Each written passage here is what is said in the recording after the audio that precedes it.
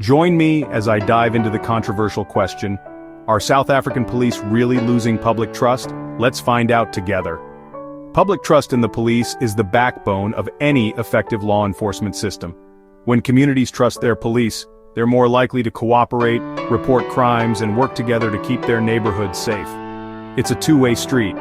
The police need the public's support to do their job, and the public needs to feel protected and served by those in uniform.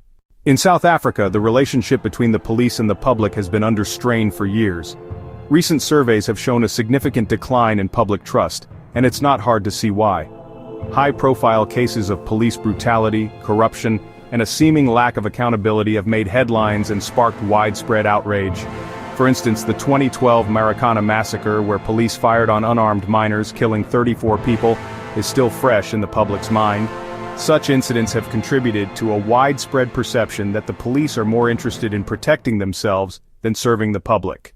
The factors driving this decline in trust are complex and multifaceted. Police brutality and corruption are certainly part of the problem.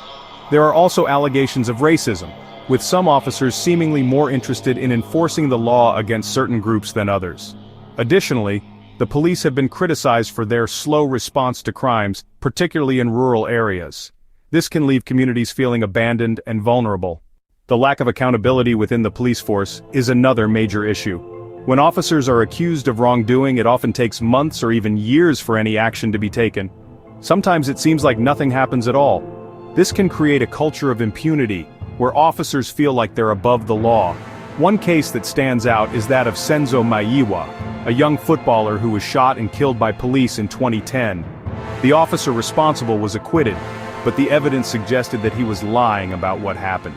The case highlighted the need for greater accountability and transparency within the police force. To rebuild trust, the police need to demonstrate a commitment to serving the public, not just enforcing the law. This means engaging with communities, listening to their concerns, and taking concrete steps to address them. It won't be easy, but it's essential for creating a safer, more just society. So, what do you think? Have you had any experiences with the South African police that have left you feeling frustrated or disillusioned? Share your stories in the comments below. If you're interested in learning more about police reform in South Africa, check out our video on the efforts to overhaul the police force and build a more accountable, community-focused law enforcement system.